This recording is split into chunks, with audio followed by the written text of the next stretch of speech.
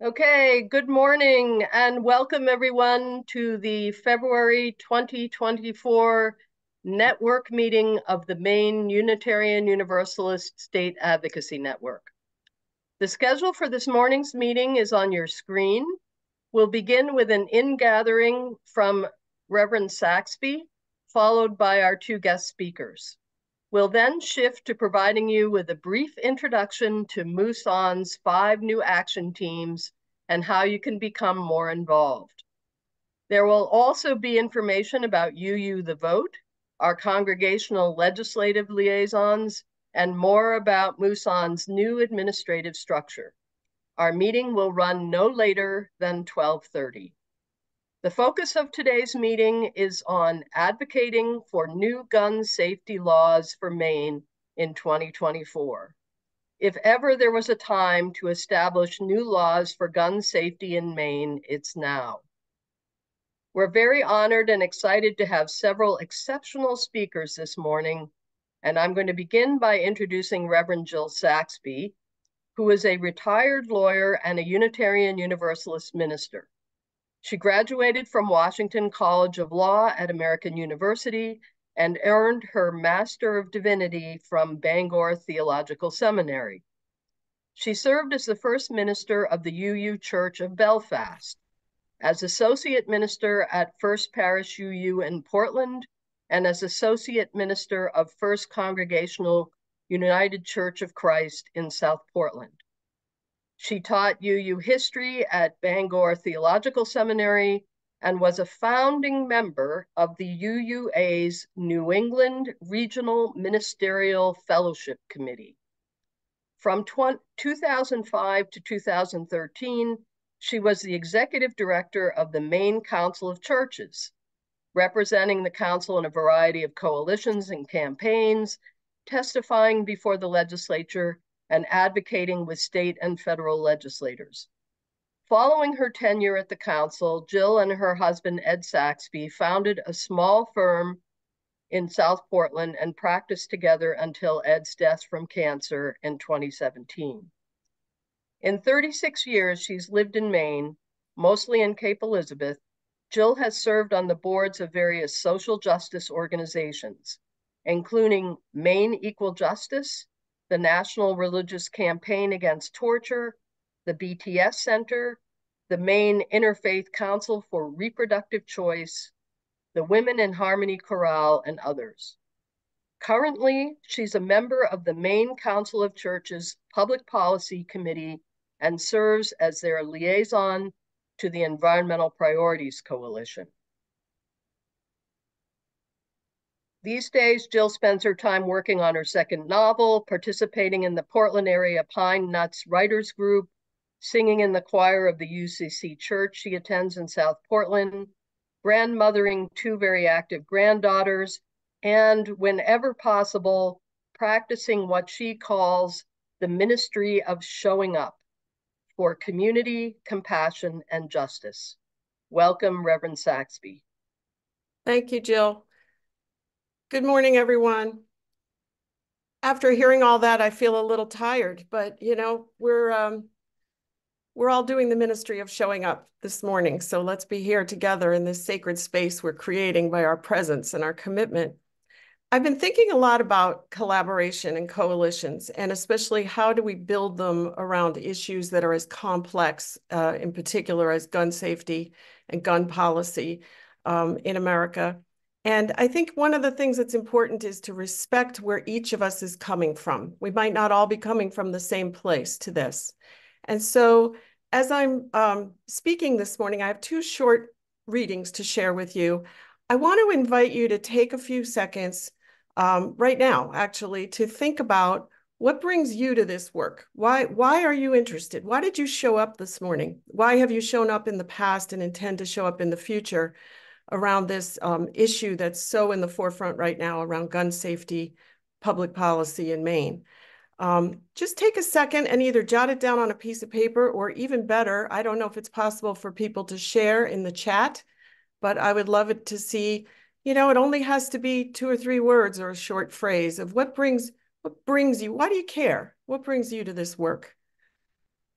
And I ask you to think about that today as we're talking and as we're hearing and learning together. I'm going to start us off by sharing these two brief readings, but go ahead and put things in the chat while you're listening if you'd like to.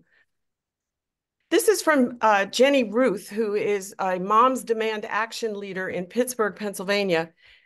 She's a white woman who says she's a gun owner, and she wrote this after she attended a vigil in which she and her couple of friends were the only white people in the room because the victim this time had been a Black person in the community, and they wanted to show up for this community. She reflected, "We don't have a gun violence problem in America. We have several of them. When our communities look different, our gun violence problems look different too. These differences are real, measurable, systemic, and important, but they create no hierarchy. We have no time to ask which tragedy is worse." She quotes a pediatrician she knows in Moms Demand Action who says that when she sees a patient with a gunshot wound, it doesn't matter if it was self-inflicted or accidental or from some fight on the street. They all look the same lying on her table. "This is what happens where you live," she says. "Let this be our rallying cry. Gun violence happens where every one of us lives, so we must fight it in union." And then I thought I'd just like to close this opening by sharing with you a poem that I wrote back in December 2012. This was shortly after the Sandy Hook shooting at the school where so many of the victims were such young children.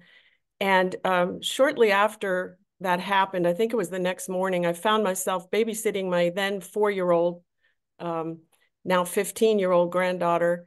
And I had to take her to her swim lesson at the community pool here in Cape Elizabeth.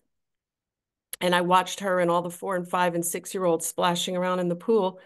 And this is what I wrote then. I've updated it. I've edited a little bit recently. "It is too hard to find words that do not seem too thin, too unbearably hard to think of the children. It is too hard to find new ways now to, quote, take meaningful action, unquote, to, quote, make sure this never happens again, unquote. It is too hard on this bright winter morning in New England, watching the happy 4-year-olds, your own granddaughter among them at their swimming lessons in the community pool here in your own quiet, small New England town. It could never happen here, could it? Too hard to think of those parents and grandparents and sisters, brothers, cousins, friends, the waves of crippling grief sliding outward like that rare New England earthquake we all felt a few weeks ago, so unexpected here. The ground shakes and the mind slides down into denial. No, not happening, not here, not again. This is all wrong. Too hard, and yet we must. Remember, think, pray, grieve, act, insist, persist, connect. For this is how the human spirit remembers how to swim in the numbing waters of grief, how to breathe, how to rise above the slippery boundary of the unthinkable, that place where it would be so easy to drown. And all this we must do now and together, again and again. Yes, again. Keep kicking, keep floating, keep breathing.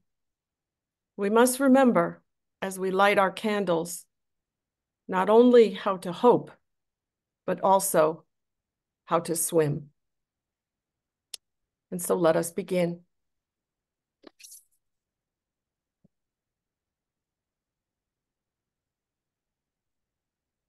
Thank you very much, Reverend Saxby. Now we'd like to move to our first speaker, Senator Ann Carney, who represents the Maine Senate District 29, which is South Portland, Cape Elizabeth, and part of Scarborough. And she has lived in Cape Elizabeth for over 30 years with her family. In the Maine legislature, Ann chairs the Judiciary Committee and is also member of the Environment and Natural Resources Committee. She is the Senate chair of the Gun Safety Caucus. She serves on the Right to Know Advisory Committee between sessions and represented Cape Elizabeth in the House of Representatives in 2019 and 2020. Her legislative focus and achievements include improvements in maternal and child health care, environmental protection, gun violence prevention, and access to justice in the Maine courts. Ann graduated from the University of Maine School of Law, cum laude, received her BA from Haverford College, and has a Master of Theological Studies degree from Harvard. Ann practiced employment, civil rights, and municipal law in Portland for 17 years, representing businesses and individuals throughout Maine. She then served as volunteer attorney with Pine Tree Legal Assistance for 8 years, providing free legal representation to Mainers with low or no income. She received the Pine Tree Legal Assistance Award for pro bono services in 2016. She also earned Maine Supreme Judicial Court Katahdin Council recognition for her pro bono work from 2012 to 2017. Ann received the Maine Gun Safety Coalition's Buzz Fitzgerald Award for 2022. We'd like to welcome Senator Carney. Thank you, everyone. Good morning. I'm really pleased to be here with you today. It's truly an honor to be able to speak to all of you. And I just want to say a special hello to my law school classmate and study group partner, Kathy Vazina. So when I was first invited to join you, I thought that the legislature would be further along in our gun safety legislation work.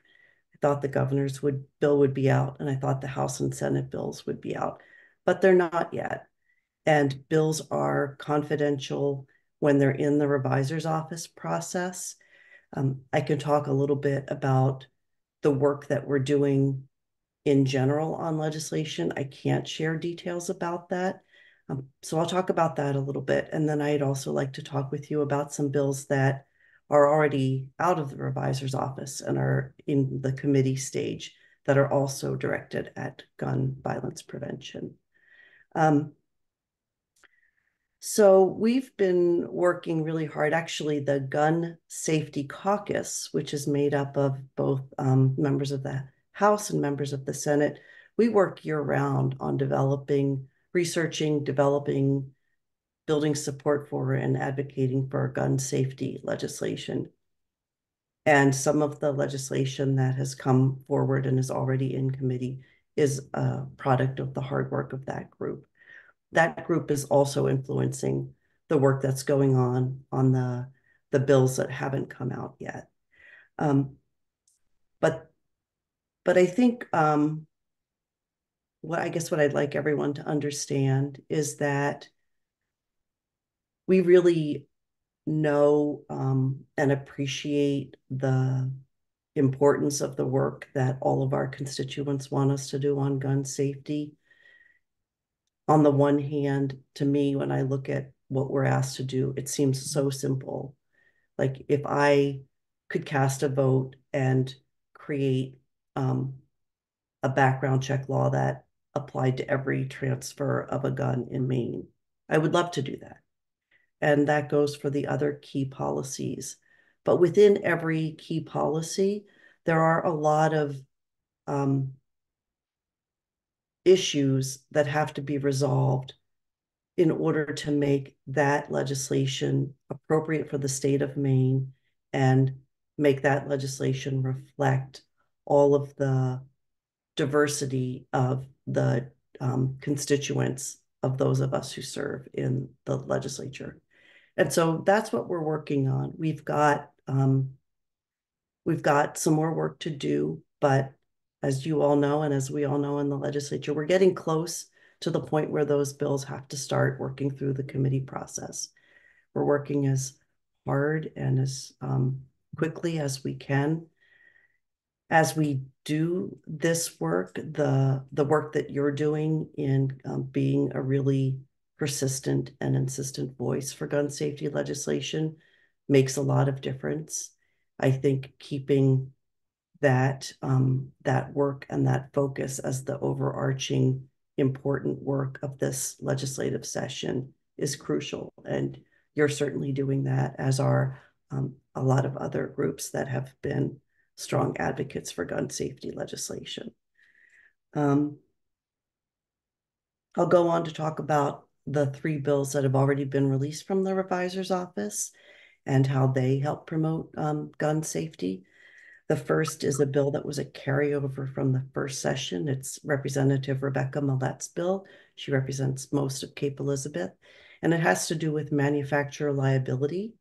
Initially, that manufacturer liability was very widespread and not and kind of potentially butted up against the federal preemption laws that restrict to some extent what states can do. So we spent the summer taking a hard look at that legislation and fixing it. And so now what it does is it prohibits certain types of action, and it gives both the Attorney General's office the right to enforce these prohibitions, and it gives people harmed by a violation of these prohibitions the right to sue in a civil action in court. So think kind of broadly about, for example, the Sandy Hook massacre that Jill was speaking about so powerfully. And so the manufacturer liability law, the 3 types of conduct that it prohibits are marketing a firearm-related product in a manner that promotes conversion or modification of a legal firearm into something that's illegal. So there are mechanisms and ways to modify semi-automatic weapons to turn them into machine guns, which are barred under state and federal law. The second type of conduct is marketing firearm products in a manner that's targeted to individuals who are prohibited from owning or possessing them. That continues to build on the consensus that we've actually found in the legislature, bipartisan support for this concept that we really need to tailor our laws to make sure that people who shouldn't have firearms don't have them. That's a really important consensus that's emerged in the last session, and it is kind of a toehold that we can really rely on and build upon. And then the third is that firearm industry members are prohibited from selling or marketing firearms in a way that is unconscionable or deceptive. And this gets at marketing firearms to children and making promises that it will turn them into a man, for example, to have a semi-automatic weapon. Those are all really important legal provisions.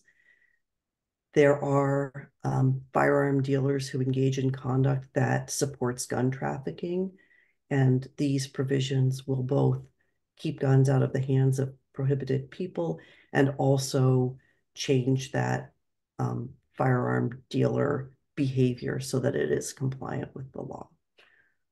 That bill has received votes in the Judiciary Committee. It's being processed now in the revisor's office, and it will come out to the House and Senate in the weeks to come. Second bill that's before the Judiciary Committee is a bill that I sponsored that will require any gun that is forfeited under our state criminal laws to be destroyed. So right now, the status quo is that any gun that's used in a homicide has to be destroyed, but any other gun that is forfeited can be sold or traded away or follow a path that is not tracked, as we've seen in Oxford County. And currently only guns that are used in homicides are required to be destroyed. This would follow the federal policy and require any firearm that's used in any crime and is forfeited to be destroyed. And I know you've probably read the New York Times reporting on these processes that purport to destroy firearms, but actually dismantle them and sell off the parts. And this legislation would not authorize that kind of behavior. It would be an actual destruction of the firearm. The third one is also before the Judiciary Committee, and it allows somebody to, it creates a process that would allow somebody to waive their right to purchase a firearm. So one of the big sources of firearm-related injuries and deaths in Maine is death by suicide.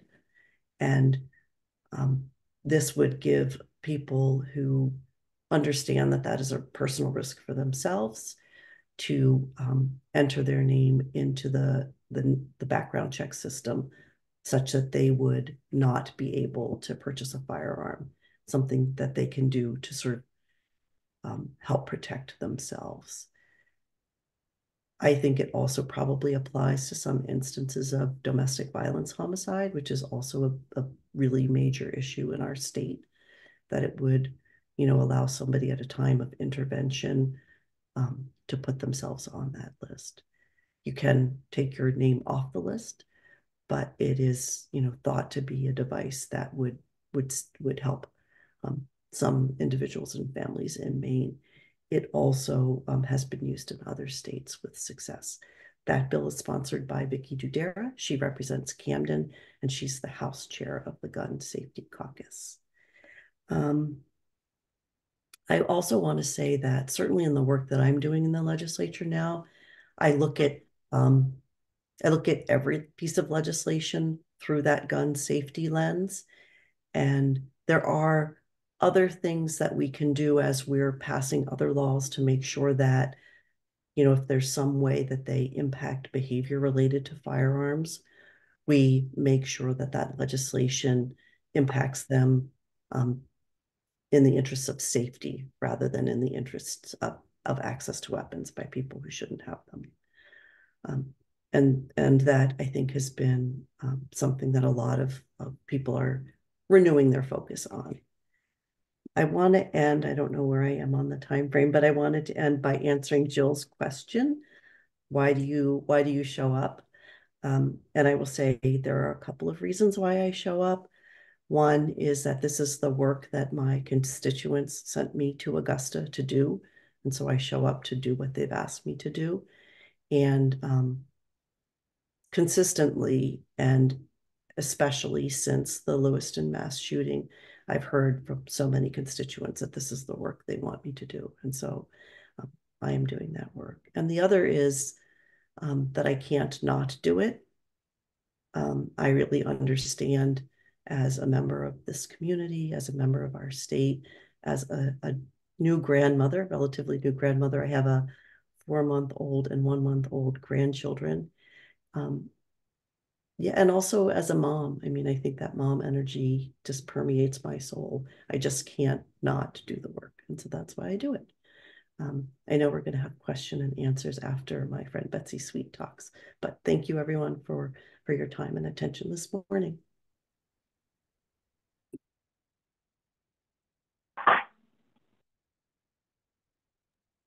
Thank you so much, Senator Carney. We certainly really appreciate your service to both your district and to our state.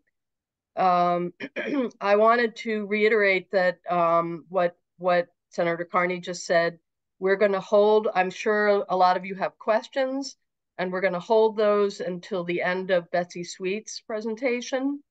And at that time, we're asking you to put your questions in the chat rather than raising your hands, because it's easier. We don't see everybody's raised hands. So please put your questions in the chat. And also know that if for some reason your question does not get answered today, there's an opportunity to send that question to the admin@MUUSAN.org email address, and your question will be answered down the road. So that email address is going to be put in the chat also for your reference. Oh, it's right there now, if you can see it. So if you have a question that's not answered, you can certainly send it to that email address after our meeting. So now I'd like to move to our second speaker, Betsy Sweet, who is a graduate of Colgate University with a master's degree in psychology from the University of Santa Monica. She started her career at an international women's peace organization and came to Maine to work for the Maine Women's Lobby. She has had her own advocacy firm in Maine for 30 years, Moose Ridge Associates, who are currently working with the Maine Gun Safety Coalition. She's been a statewide advocate for progressive social justice for the last 42 years in Maine and has worked on gun safety laws in the Maine legislature for 30 years.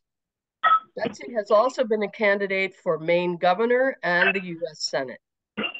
She has an integrative counseling and healing practice, Sweet Spirit, and is the single mom of 3 adult daughters and a very cute dog. Welcome, Betsy. Thank you. Thank you so much, Jill. And to all of you, I really appreciate being here, and I appreciate you all gathering this morning.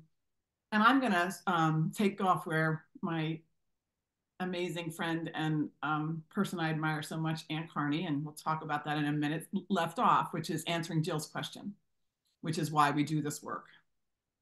And I too have the mom energy, but I do this work because I believe in the goodness of people. I believe that we can do better.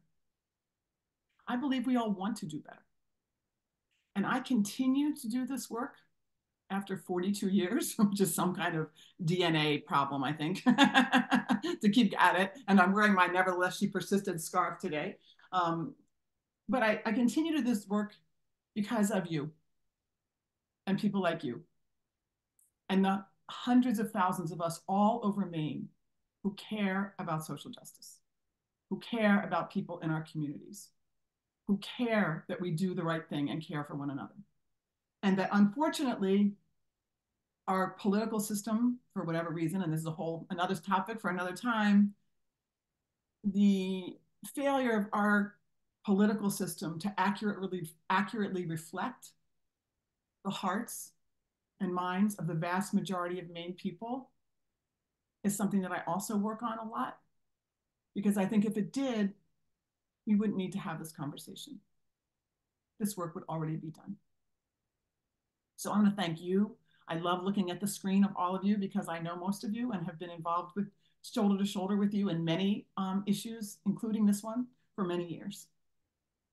I also wanted to start for a minute by taking a moment to pause to send our love to the people around what happened yesterday in Saco and Biddeford. For those of you who don't know, I'm sure most of you know that there was a shooting incident. We don't think anyone was killed or hurt. But the part that I think we need to send our love is that there were 3 or maybe 4 schools that were shut down, on lockdown. There were communities that were shelter in place. And after what we experienced in Lewiston, this is a re-triggering event for every one of those students who directly affected, every one of those communities directly affected, and the rest of us who saw that thing come across our mobile device or our screen or whatever, whenever we saw it, who got re-triggered for the horror that we went through in October. So let's just take a minute and send that love.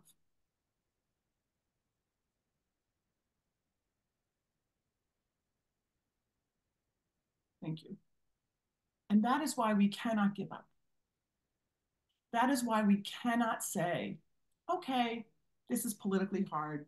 Let's just do this little thing. Okay, this is going to require a change in the governor. Let's not make her uncomfortable. okay, this is going to be hard for people in conservative districts. Okay, let's just not let's just not make it hard for them. That can't be our standard. We have to take it into consideration and be smart and be politically smart and tactical, but we cannot lose our true north. We cannot lose what is right. We cannot lose the obvious of what needs to happen. And we cannot forget that in poll after poll after poll, the vast majority of Mainers, North, South, East, West, Republican, Democrat, Independent, support the very fundamental things that we all know make sense. Universal background checks, red flag laws that actually work, assault weapons bans, right? And a 72-hour waiting period. None of those are controversial among the Maine public. They've become politically controversial because of the power of the gun lobby and our failure to somehow undress that and somehow make that evident. But that's the only reason that those thoughts are powerful. So I want us to be careful about every time we talk about it and think about it to say, oh, we can't do that in Maine. We can't think about, right? And you all of you who have worked so hard on other issues, it's the same thing in healthcare, in universal healthcare, right? It is a brokenness of our political system that in a democracy is no longer reflecting the will of the majority.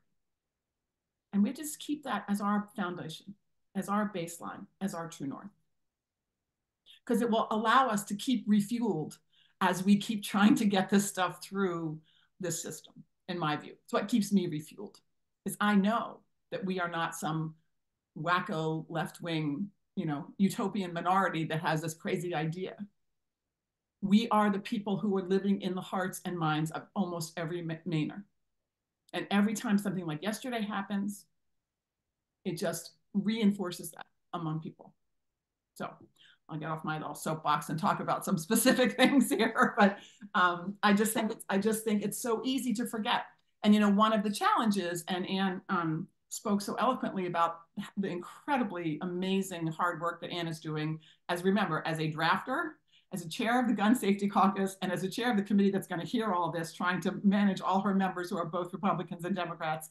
I mean, it's a yeoman's task, and it's almost impossible. And she is so beautiful and skilled and gracious in doing it all. So I do have my deepest gratitude and respect. So there's some things happening. So these bills will come out. They will come out, the ones that address these 4 priorities. We don't know if they're going to come out in 2 bills or 4 bills or 3 bills or how they're going to come. We know that there's a House bill. We know that there will be a Senate bill. There may be more than one. We know that there's a governor's bill. So what we need to do while we're waiting, in addition to supporting the bills that Anne talked about, what we need to do while we're waiting is continue to build the momentum and not let it be like, okay, well, we're just waiting for this to happen. We need to continue to build the momentum, because the only way we're going to win this is through the grassroots pressure, grass tops pressure on legislators. And I've never seen, in the Gun Safety Coalition, as I said, I've been working on, Jill said in my introduction, I've been working on gun safety stuff for 30 years in Maine. I have never been in any coalition about anything in which 200 people show up for a weekly lobbying, advocacy strategy meeting over and over again. So we have more people in our coalition, more individuals, more people ready to go, to come to Augusta, make calls, do whatever, than I've ever seen. So that's exciting news, right? But we need you to keep growing that. And the ways that you can do that, right, are the ways that you guys know. You're experts in this and you're so good at it, and we're so grateful for you. But one is to have local meetings, have local accountability sessions with your legislators. And I don't care where they are. If they are with us, thank them, honor them, and then ask them to start doing lobbying with their colleagues. If they are on the fence, give them information, assure them of the kind of support you can give them in their own districts and in terms of letters to the editor and in their campaigns. And if they're against us, to ask, and I think for the people who are against us, the most effective tactic is to be curious. right? Not say, rah, rah, rah, rah, right? Give them all our facts and figures, because if facts and figures were going to move them, we would win. So, but be curious and say, so I'm just curious what you think we should do.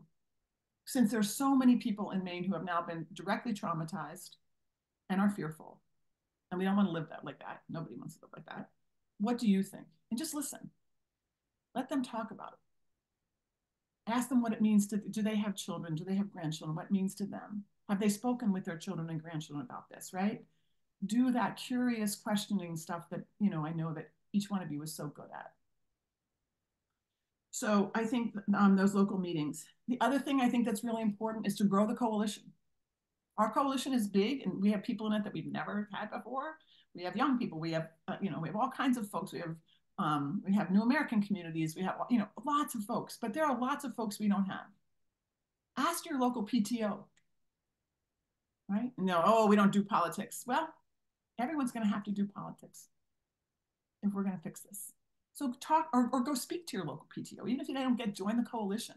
Go look for those places, right, where we can actually talk about and get, maybe there's 3 or 4 people. Maybe there's 3 or 4 people that are going to do this, right, that will join us, right? That's 3 or 4 more people, and then they have people. So you know how this, what 2 and 2 and 50 make a million. But that can be your action. That can be your step. Now, as we're waiting, letters to the editor, right? Okay, so the incident yesterday is a door this wide open now for letters to the editor to say exactly what we've just said. You know, this is re-traumatizing, this is push, because we need to push the legislature to do this and to do it quickly.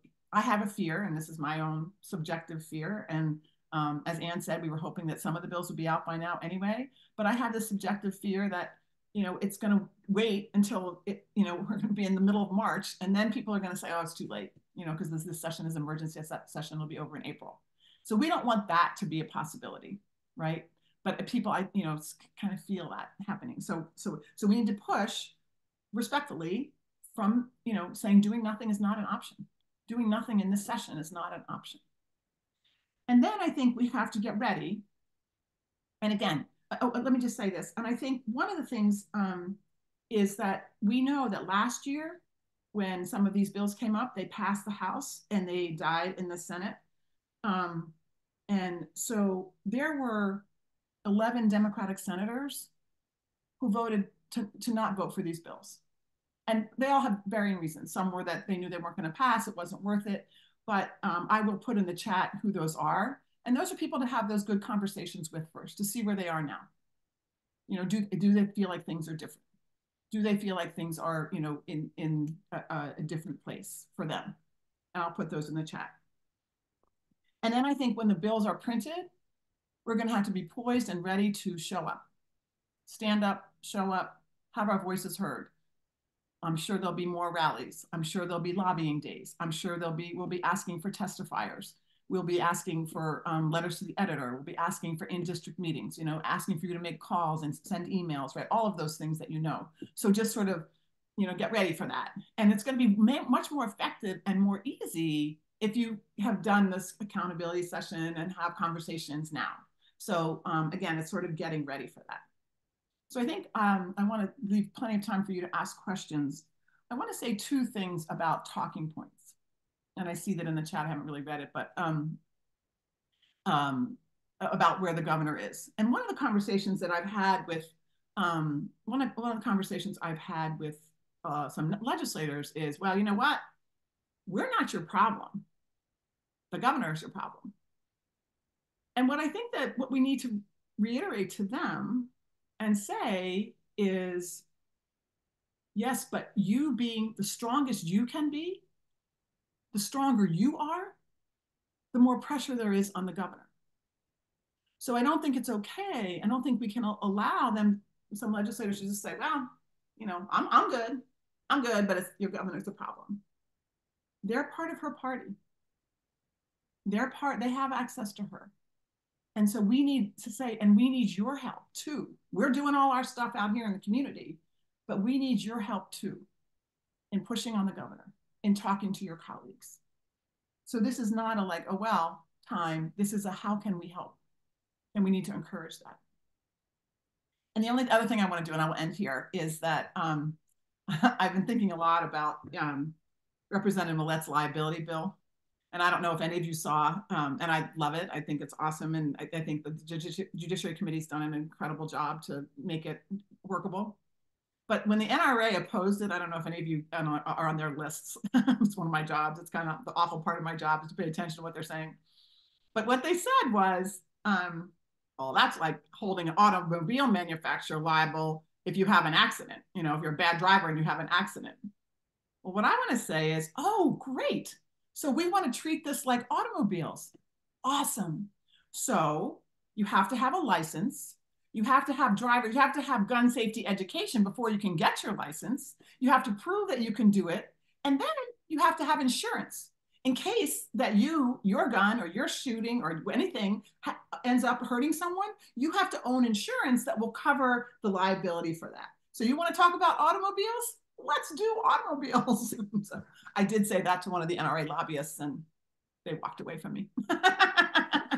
So, but anyway, it's sort of the thing that keeps me going, you know, starting to do those things. So we have lots of things we can, oh, and then the last thing, oh my gosh, I can't believe I didn't say this. So the other thing that's happening is next Sunday is firearm safety, no, next weekend is Firearm Safety Sabbath. So the Maine Council of Churches and the Episcopal Bishop and synagogues and mosques all over the state are using next Sunday to encourage, talk about this issue from a morality and a faith-based perspective. And then there is going to be action requested.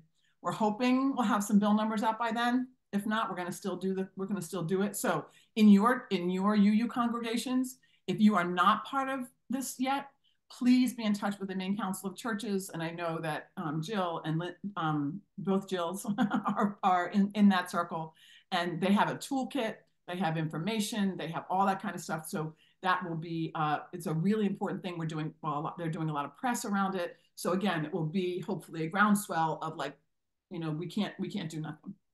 So, and with that, I will stop, and Ann and I are happy to answer any of your questions. Thank you very much, Betsy. So again, everyone, please put your questions in the chat. And as anticipated, several people, and including myself, I didn't write it in there, but we all have this question about the governor. And let's say we do a great job of lobbying our legislators, and then what's the likelihood that the governor is going to veto what the legislature might pass? And what can we do about that? I don't know. Ann, you want to go? I'll happy to take it, but you can go too. Yeah. Why don't you answer it first? I'm going to have a really different answer than you, so go ahead. Well, I mean, I just think good synergy. Yeah, I just think we have to stop saying that. I think we have to make it so it's impossible for her to do anything else. And that requires, you know, I mean, she opened a door. If you read the speech that she gave, you know, her State of the State, if you read, there is a ton of verbiage in there that we can use. We can say, if you believe that we have to change the violent culture, then this is a way to do it. You know, then we have to go farther than you've gone. Law enforcement is already speaking out about her suggested changes for the yellow flag law, saying it makes it worse, not better. It makes it less usable, not more usable. So again, a door has opened that has never been opened before from her. And we have to run right through it. So if we have a huge, I mean, imagine if we had a unanimous Democratic with a few Republicans, you know, I think we'll get a few Republicans on a few things. And then we get the party and our local Democratic parties and everything to do this groundswell, we will be able to push her farther. But I think what is happening, and I think what happens often, is that we hold that up and say it's not possible. And then we say, oh, well. And then we dumb down, not dumb down, we lessen what we ask for. We don't want to, you know, like she's not running again. So there's no worry about embarrassing her and making her less electable. That I think has played into a lot of things in years past before she got reelected. She's not running for anything again. So I think we have to really challenge our party, challenge our legislators to say, stop, we can't coddle to what the governor has set at the bar, because that bar is too low. And if we aren't out here pushing harder than what the governor has said between and the NRA, then the middle is between those two things. We have to be demanding our 4 priorities so that what the governor says is on the right side of the middle position, not the left side. My thoughts. And I think I would add that, you know, the legislative process is really important. I personally haven't seen the words on the paper of the governor's proposal, and I'm very much eager to have that opportunity, because the process matters. It is an opportunity, and a very, public facing opportunity, unlike the place we're in now with the bills in the revisor's office. But the public process, where legislators read, listen to the public, ask probing questions. Each side tests the legislation, those for and those against. And it's like in negotiations, there's this character that you like to have in the negotiations called the agent of reality. And that public hearing process is really the agent of reality. It helps us all understand the environment in which these bills are being decided. And there are, that's a really, really, really important part of the process. I can't emphasize that enough. And then, there's the opportunity to change legislation, bring the best ideas forward, make sure that we do at the end of the work session, as the bills head to the Senate and the House, that we do have, that those bills reflect the best ideas. And I never give up bringing other people along to ideas that I think have consensus as being the best ideas. I don't think any of us can give up. I think we just need to keep working and have our eyes on the prize, that we're going to have the best ideas rise to the top and put that before the legislature. So there's another sort of follow-up question related to the governor. Do we know why the governor is not on board to the extent we'd like? That's $1 million question. She's a prosecutor. She is conservative. She's a very conservative Democrat. She believes what I think now, I think she believes old information about where Maine people are around guns. And I think she, I think that we know that when she feels confronted, she tends to dig her heels in, and then doesn't like to change. And so I think Lewiston changed her, and that's the openings that we saw in her state of the state. So, I think every donor, every friend, every family member, we're talking to her nieces and her grandchildren, saying, can you go sit with your Grammy and talk to her about this and what it means to you? Some of her children live in the Biddeford-Saco area. We're hoping that, unfortunately, that this, we don't know.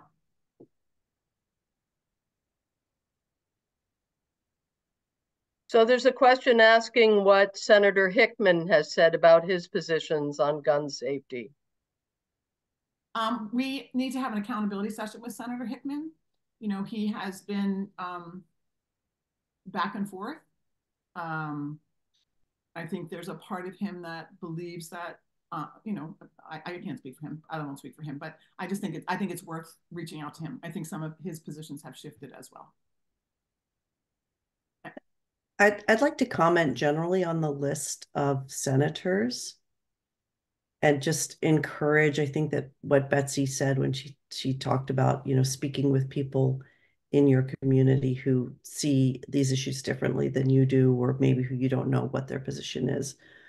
For each one of these senators, there is, it's not a black and white issue. For example, Senator Grohosky spoke really passionately on one of the gun safety bills that we had last session regarding her father, who's a Vietnam veteran, and how she was voting in favor of that gun safety legislation in, in his honor and because of what he shared with her.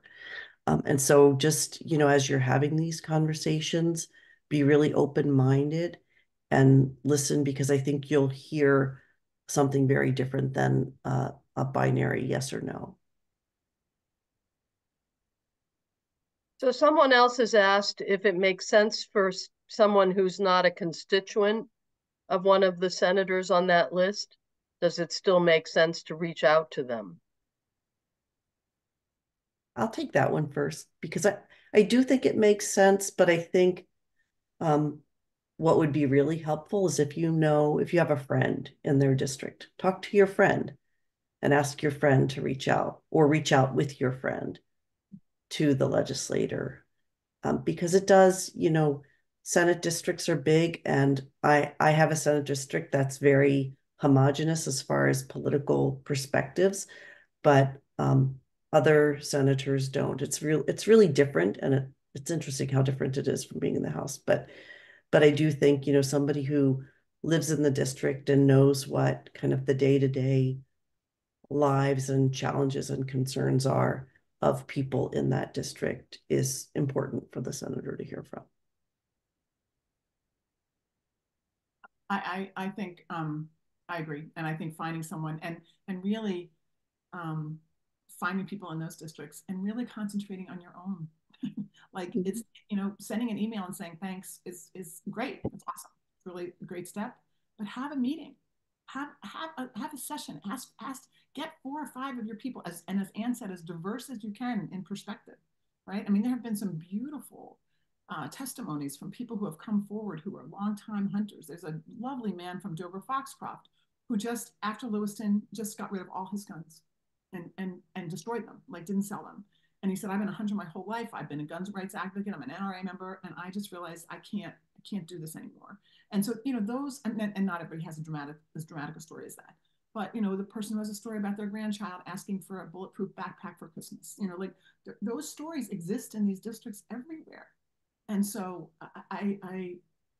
it's important to find them, and that's what you can be doing in your own district. And then identifying friends again, and especially with this MUUSAN network, right? You have people everywhere. You're awesome. So identifying those folks. Michelle, maybe you'd like to ask your question directly. Yes, I will. Hi, Betsy. Hi, honey.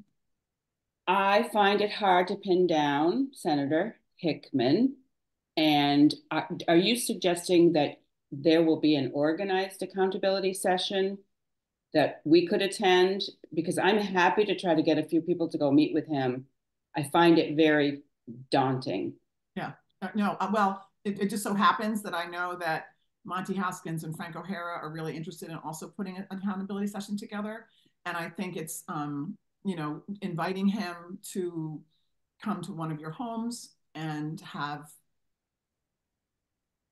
glass of wine, cup of coffee, whatever, just to say, we just want to see where we are and what we can do. And we need your, and always the best way is to say, we need your advice mm-hmm. on how to move forward. And, people love to give advice. And so I would frame it in that way. And I think if you could get 10 or 12 people, and again, not just Hollowell people, because, right, of course, we're the homogenous people that Ann talks about, but he also represents West Gardner, which is a very conservative part of his district. He represents Winthrop, which has some very conservative pockets. So I think, getting some people from other places with different points of view, or different backgrounds, with the same point of view, it would be very powerful. Right. And thank you for that. We can do that. So I had a question about a possible strategy. Does it make sense once we know clearly what these important bills are that we want our legislators to get behind, is a good strategy? Like I'm thinking in particular, Senator Rennie is my senator, and Senator Rennie is on that list. I spoke with her briefly yesterday. I do get a sense that she's shifting in her thinking about this legislation. But But I wonder if a good strategy is to ask her, would you be willing to be a co-sponsor of these bills? Is that a way to kind of gauge her commitment to it, or just put a little extra pressure? She's also someone who said to me, and you brought this up, Betsy, she said, well, the problem is the governor, and you need to pressure the governor. And then you said, we need to ask our legislators to do the same. Yeah. So, and I think, and I think another good question, especially for that list of people, is what support do you need to be able to, and what do you need from us and to be able to support these bills? Right. So, because there's not one of them in their heart who, I mean, they may have technical changes and stuff, but, it's like, what support do you need? Do you need to see letters to the editor? Do you need to see, do you need to hear from other people? Do you need, what support do you need to, is there support, any support we can give you to make you part of an effort to push the governor, to have you be part? And I think this co-sponsoring thing is a great thing. There's, the co-sponsors are, I think this will be a very, and you can say, I think this will be a very deliberate process of who's co-sponsoring these bills so that we ensure as diverse and, perspective and places in the state. But you can ask if they would do it without, and if they say yes, and then turns out they're not one of the slots that's needed, we still know that they're committed in that way. Yeah, and just some dorky numbers related to bill sponsorship. So the bill sponsor, the primary sponsor, gets to decide who to ask to be co-sponsors. And there's one lead co-sponsor from the other chamber and 8 other co-sponsor spaces. So it is a pretty limited opportunity.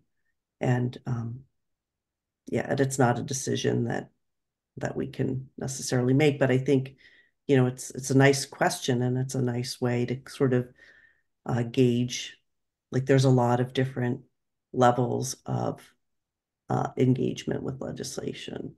And that's a nice question to ask. It's always an honor to be asked to sponsor something.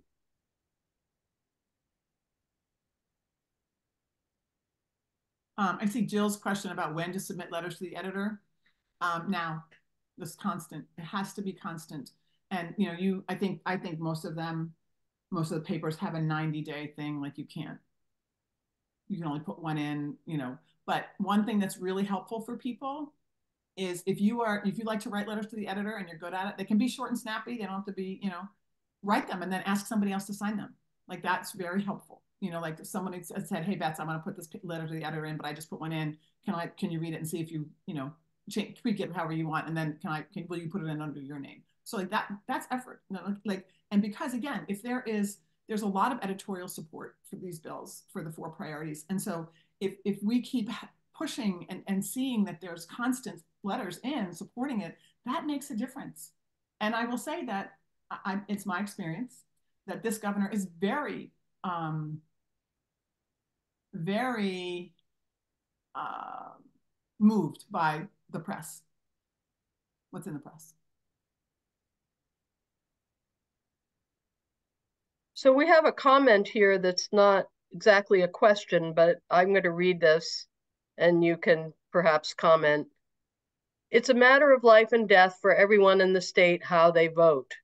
And I think they should be looking at the people's opinions statewide, not just their constituents. In the last session, we didn't stand a chance and may never get the protections we need.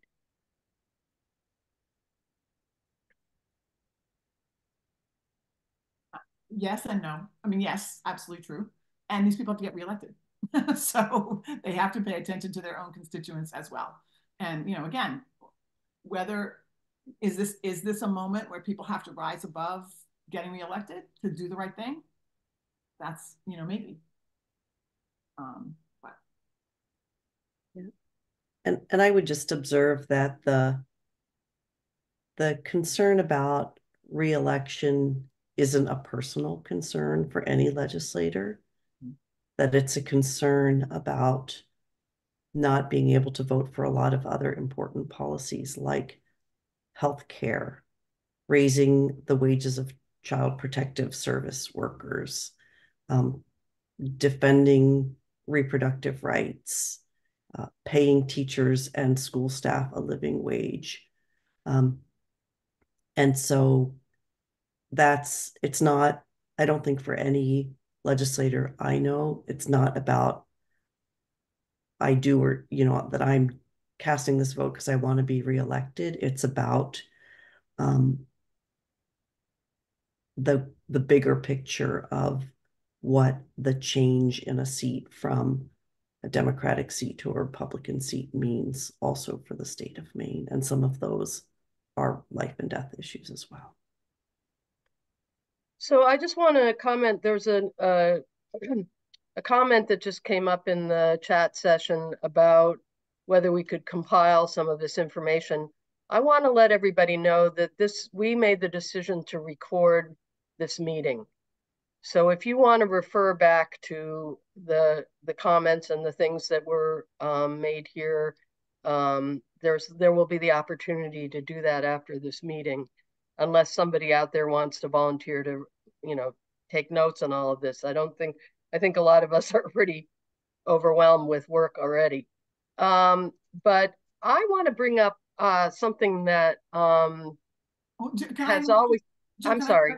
Can I interrupt you for 1 second? Sure. And please go to the Maine Gun Safety Coalition.org, and they have a website that is full of toolkits, information, organizing information. The minute those bills come out, it will be all over that stuff. So, and then there's also, as part of that, the Show Up Network, which is for people who are able to come to the State House and show up. Oh, yeah, thank you, Rebecca. Or Reba, sorry.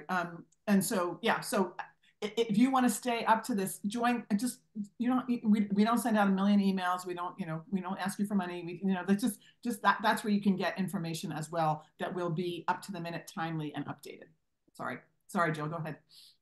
Yeah, so I want to bring something up that has been a concern of mine for a long time, because I've been a gun safety advocate. I remember back during the assault weapons ban under the Clinton administration. I was working in New Hampshire at the time, and one of the congressmen there, Clinton sort of got on his case about voting for the assault weapons ban, and after he did, his life was threatened time and again, and he never again went out of his house without a bulletproof vest on. And I had some similar concerns when we were all rallying at the State House back on January 3rd. And I actually talked to the Capitol Police about it. How are they protect? And they indicated that they were protecting people inside the Capitol. And I said, well, what about those of us standing outside? And in fact, there were people driving around in vehicles, who were threatening. And I talked to other people who worked in state government jobs or organizations, and they were concerned about that too. And I think this is something that is particularly an issue around gun safety that, I can imagine that Jared Golden has probably, fielded a lot of those kinds of threats. So what's your suggestion to people when they have that kind of fear about taking a stand on something like gun safety? Legislators or members of the public, or both? Anyone. Both. Yeah, I can say for legislators, those threats are real. They don't just come in connection with gun safety legislation. They actually come up with regard to some other issues, and they do happen. And we do our work. They don't influence the work that we do or the votes we cast.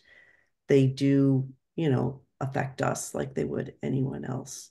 I think of that behavior is something, it's almost like COVID, how it didn't come to Maine for a really long time. We saw like these horrendous impacts in New York and Washington State. And then, we had a super spreader event in Maine, and I feel like that's happening now with threats of violence against legislators. We are taking steps to make sure that everybody, members of the public, staff, and legislators, are safe in both buildings at the State House complex. And I think in general, that's a personal thing you have to do. Me, I pray. I pray to Gus. I call God, the great universal spirit, Gus. So I talk to Gus every time. I've been threatened since 1994.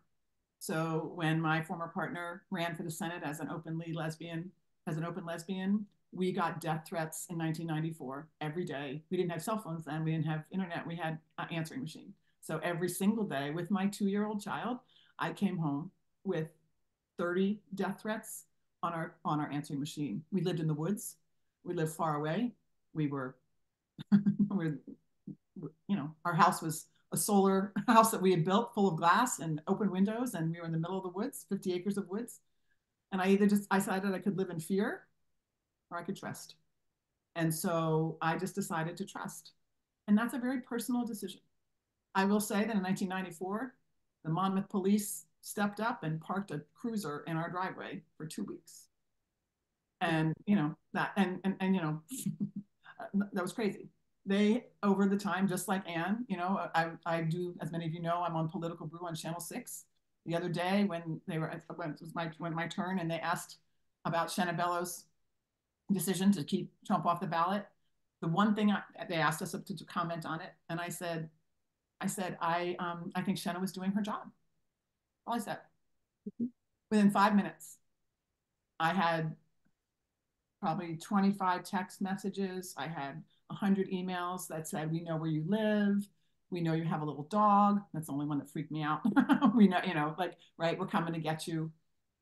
And I can't, I just have to say, I trust, I'm doing good work. I'm doing the best I can. But I think if people are really fearful and that they don't have that or they can't go there, then do the things at home. Don't come to a rally.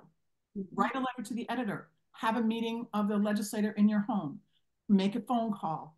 Organize something at your church. Do the thing that you can do that comes directly and cleanly and forcefully from your heart. And it's okay to be scared. Reasonable. It's very reasonable. It's okay to say, I'm just not going to pay, I'm just going to go forward because I'm not going to live like that. Whatever it is. And there's no right or wrong, and there's not one good way to do it and one bad way, and one person's not more courageous than the other. It all takes bravery. It all takes courage. It's not easy to be a participant in democracy these days. And, is that a sadness and is that a criminal thing in my head? Yes, absolutely. It's so sad, but it's real. So there's no judgment. Do what makes you feel safe. Do what you feel you can from wherever you can, however you can. There's plenty of things to do.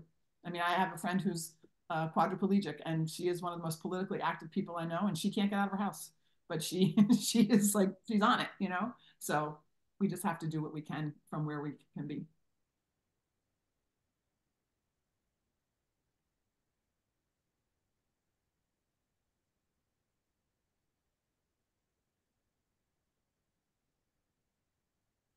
Any further questions here? Hold on just a sec. Go ahead.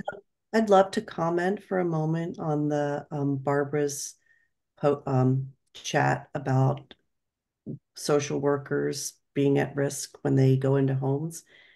One area in which we don't talk about gun safety legislation and how vital it is with regard to workplace issues, protecting people in the workplace. And, nearly every Mainer has some connection to a workplace. I would love to see more focus on that in the letters to the editor, how important it is to protect workers in every role, whether they're a bus driver or working in a restaurant, somebody who is a social worker or a teacher. The freedom with which people can take guns anywhere in our state really puts workers at tremendous risk. It's a serious workplace safety issue.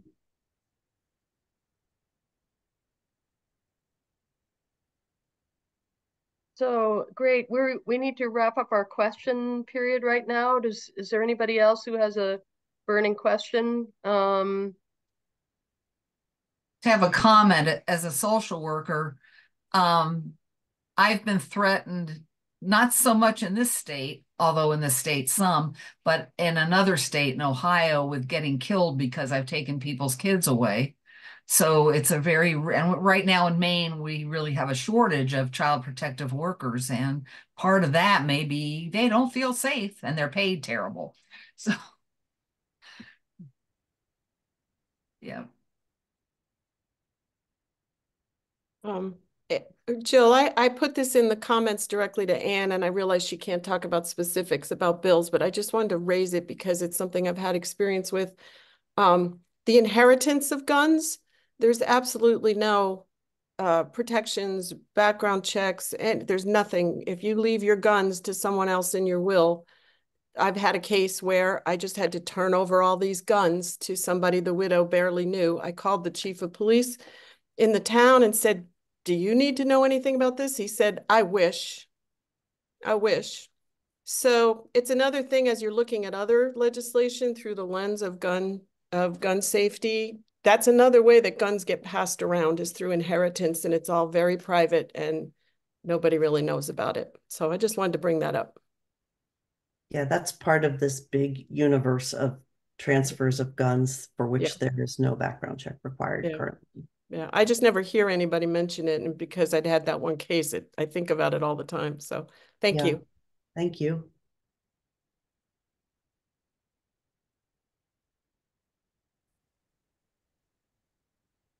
So again, if people have questions that they haven't had an opportunity to ask here today, there is the opportunity to send them in to our admin email address and have them answered after our meeting.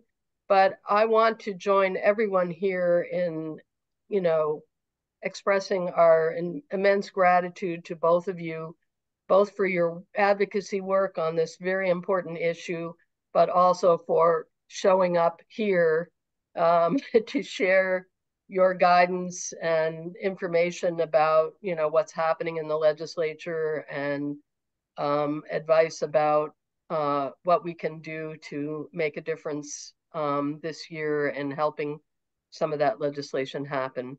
Thank you so much. We appreciate you being here more than you may know. And so, we appreciate you and you. all that you do. And we know that you will always show up and you're always there. So I know we are both incredibly grateful for you. And we know we got you all on speed dial in the months ahead. And thank you for all you'll be doing going forward. Okay, so we are, again, I just want to emphasize, if you have a question for anything related to this meeting, including what's coming up, all of those can be sent in to admin@MUUSAN.org, and that email address is in the chat if you need to check that. But we thank you all for showing up and being part of this important meeting. Now we would like to hear from MUUSAN member Jane Makala and Administrative Coordinator Reva Richardson. And I just want to say that one of the amazing people behind the scenes in all of these meetings who's handling the technical things and making sure everything goes smoothly is Reva Richardson. And so we're incredibly grateful to her here at MUUSAN to be our administrative coordinator. Take it away, Jane. Good morning. I'm Jane Makala reporting from MUUSAN's virtual, indeed fictional, financial headquarters with some late-breaking news. First, this bit of positive news just in. MUUSAN added 17 new financial supporters in calendar year 2023. And I want to take a moment here to thank all of you who support MUUSAN, whether new or longtime loyal donors. We know many of you are here today. But headquarters are still buzzing with concern that this increased donor number still represents only 15% of those we consider members of the MUUSAN community. That is, UUs who have in some way indicated ongoing interest in MUUSAN's work for just and equitable laws and policies in our state. So we sent researcher Reba Richardson out into the wider MUUSAN community to find out why 85% of that community seems disinclined to share in the financial support of MUUSAN. Today, we share some of the results of her revealing "Why Not Me" expose and respond to some of what she heard. We hope some of you, as you listen, will be silently asking, well, why not me for that matter? So Reba, welcome. What did you learn? Well, Jane, one of the most common responses I heard was, I'm so sick of so many organizations asking for money. And anyway, I already give plenty of money to charity. Oh, thanks, Reba. To all who gave that response, we feel your pain and can probably say ditto. But as in so many other competing demands on our time or energy or resources, we try to set priorities based on our values. There is only one entity that connects members of Maine's 26 UU congregations, preparing and sharing information and tools that enable all of us to speak our faith-based truth to those who shape our state's laws. If that matters to you, surely you can make room for MUUSAN in your giving. I also heard from a fair number of people that the amount they would contribute wouldn't make much of a difference anyway. Well, it might not make a difference to you as a donor, in which case I might suggest you consider a bit larger a gift, but it will make a difference to those responsible for seeing that MUUSAN remains strong. We have donors of all sizes from $25 to $2,500, and far more of those gifts are closer to the lower number than the higher. Well, and there was another one I was surprised by. Some said they felt like they were already supporting MUUSAN through donations that their congregations make to MUUSAN. Ah, indeed. Every year, about 10 of Maine's UU congregations also support MUUSAN financially through half-plate sharing or other donations, for which we are very grateful. But the total we receive in congregational donations is less than $5,000. And we count on raising 4 times that much from individual donations. And we did the math, comparing the size of last year's congregational gifts with the size of those giving congregations. An individual church member's share would average less than $9. Would that amount accurately reflect MUUSAN's priority in the list of organizations you support financially? Several people said they had put off donating because they weren't sure how to do it or it seemed too complicated. Ah, this is easy to answer. Just go to MUUSAN's website, MUUSAN.org, scroll down the right side of the page to the big orange yellow donate button. In fact, you can do it the moment this meeting ends while you're still thinking of it. Clicking that button will enable you in just a few clicks to make a one-time or recurring tax-deductible donation by credit card or direct bank transfer, or to learn the address where you can send your check. If you can make your gift in the form of a recurring donation, even as little as $10 a month, we will be especially grateful. I didn't hear this from more than just a few people, but I thought it was important to include. That is, the response that their financial situation is such that they have no disposable income for donations. Thank you, Reba. You just named the one answer we won't try to argue with. We fully recognize that people's financial circumstances differ, and some lack the means to support even the organizations in which they believe most strongly. We don't want anyone in the MUUSAN community to feel they're not a valued MUUSAN member under those circumstances. But for those with the means to do so, MUUSAN needs your financial support and asks that you give as generously as your values and your resources allow.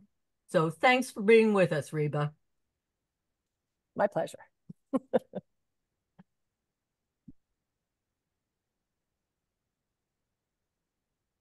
And thank you, Jane and reporter Reba.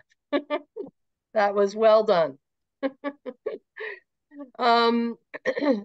So now I'm going to ask Reba to please put up on the screen a slide for moving into our next section of the meeting. I'm seeing everybody on the screen, but not the slide. It's coming up. It just takes a sec. Okay. So starting in 2024, MUUSAN has moved our advocacy work from our earlier 4 issue group areas to 5 action teams. There's a list of those teams now on your screen, along with chairs or co-chairs for each team. Those 5 new action teams are, not surprisingly, gun safety, democracy action, Wabanaki sovereignty allies, housing and homelessness, and climate action. So we're now going to ask the chairs of each of those 5 teams if they could give a brief introduction to their team, when they meet, what legislative priorities or bills they're focused on this year. If you're not already active on one of those teams and wish to join one, please, again, send an email message to the admin email address for MUUSAN that you saw earlier in the chat section. It also appears on the screen here. You are also welcome to join more than one action team if you wish. So now I'm going to ask Deborah Crump, who's one of the co-chairs of the Gun Safety Action Team, to give her quick introduction. All right. Thank you, Jill. Hello, everybody. Lynn Ellis and I are the co-chairs of the Gun Safety, and she is on a well-deserved vacation. So we are meeting once a month right now. We're meeting on the 4th Thursday of the month at 4:30 in the afternoon. So our next meeting is February 22nd at 4:30. And then we're also kind of all primed to pay attention when this new legislation that we're waiting for comes out. Many of us are attending the Monday afternoon weekly meetings of the Gun Safety Coalition, which we're finding tons of information. And I know I can speak for myself. It's really keeping me motivated, so I don't feel like I'm just sitting around waiting. And the other thing we're doing at our meetings is we're sharing stories that feel relevant, personal stories that, like, why this is important to us. And we're also sharing any actions that we're taking, whether in our own congregations or that kind of thing. So it feels kind of like this support network to keep each other motivated. And we've had somewhere between, I think, 8 and 10 people, and we certainly welcome everybody. And we're also kind of talking about what we will be doing, such as attending any future rallies in Augusta. Many of us were there on January 3rd, and thinking about testimony, letters to the editor, just kind of keeping the ideas going. So I think that's it. Oh, and a couple of us will be working with our churches to be providing a service for that Gun Safety Sabbath next weekend. I think that's it for us, but please let Lynn or myself know if you would like to join us. Thank you very much, Deborah. Now I would like to ask John Howard to do a short introduction for the Democracy Action Team. Thank you. I'm John Howard. I'm a member of Allen Avenue UU and of MUUSAN. The Democracy Action Team supports legislation that increases voter access, reduces the influence of money in politics, and strengthens fair elections both here in Maine and nationally. This session, our priority is LD 1578, a bill which would have Maine join 17 other states in the National Popular Vote Compact. In joining this compact, Maine would allocate all its presidential electors to the winner of the overall national popular vote. Using the national popular vote to elect the president would mean that every vote counts the same, every state is equally important, and the first place winner of the race becomes president. What a concept. These guarantees represent a fundamental shift from the unfair use of the electoral college system to one that is fair for every state and every individual.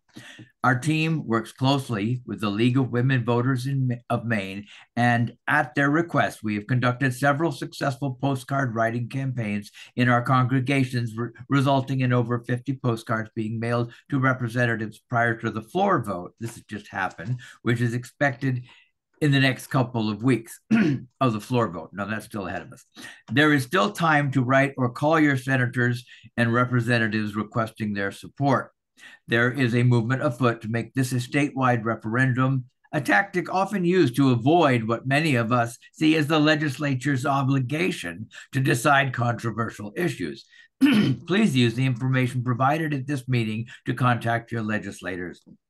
Now, many of our members are here in this meeting, and we'd love to have more members on our Democracy Action Team. Our next meeting is Wednesday, February 21st at 11 o'clock in the MUUSAN Zoom room, and come and check us out. That's the third Wednesday of every month. The fact that Betsy isn't here means that the surgery on her husband last night was more complicated, and I'm a little concerned about her. She certainly wanted to be here, but hopefully she's on her way home by now. So thank you all. Thank you very much, John. And now we'd like to move to Merritt Bainbridge, who will give you an introduction to the Wabanaki Sovereignty Allies team. Hi, I'm Merritt Bainbridge, she, her pronouns, and I live in Saco and attend First Parish UU Church in Portland. I'm the chair of the Wabanaki Sovereignty Ally team, which used to be a sub-team of the Racial Native and Immigrant Justice Group in our old issue group model. It's now a self-standing group, and we just had one meeting of that group. We're meeting monthly right now. Our next meeting is actually in 2 days, this coming Monday from 5 to 6 p.m. In the MUUSAN Zoom room. And immediately following that, we're going to do a testimony writing workshop from 6 to 7 that is open to anybody to basically write testimony for LD 2007, which is the bill we're supporting. It's the newest version of the Wabanaki Sovereignty Bill that tries to amend the 1980s Settlement Act to basically implement as many as possible of the 22 task force recommendations of the task force that was formed in 2019. You all know that 2 years ago, LD 1626 had huge support, had a day-long hearing. Many people testified on it, and it failed because Governor Mills threatened to veto it in an election year. So it basically died on the appropriations table. LD 2007 is the newest version of that, introduced by Speaker Talbot Ross. It's still a concept draft. It hasn't been printed yet. I do not know if it's in the revisor's office, but a hearing could be scheduled any day. And we are just starting to write our testimonies now, and then just wait for, as soon as the hearing is announced, we submit those testimonies. The strategy is that we will not plan to have like the State House flooded with people and have a day-long hearing. We will not do that again to you, Senator Carney. So only the basically chairs or representatives of the different ally groups in the tribal coalition are going to testify in person, but we want hundreds of written testimonies submitted. So if you're interested in that, please contact me. I want to make a comment, though, that tribal sovereignty is one of those ongoing issues that we're going to introduce over and over again in every legislative session. And at some point, it will pass, just like gay marriage passed. And in 3 years, we'll have another governor who may not be as odds with her party as Governor Mills. So I'm confident this will pass. This bill is to keep tribal sovereignty in the conversation as a constant. That said, I don't think it's the highest priority. And this does not mean I'm wavering in my support of the Wabanaki. But if you have limited time this session and can only write one testimony, write it for gun safety. That's what's important right now, and that's what has the momentum. Sovereignty will happen over time. So that's all I have to say. Thank you. Thank you very much, Merritt. Next, we'd like to ask Nanine Chase Ortiz if you could give a presentation about the housing and homelessness team.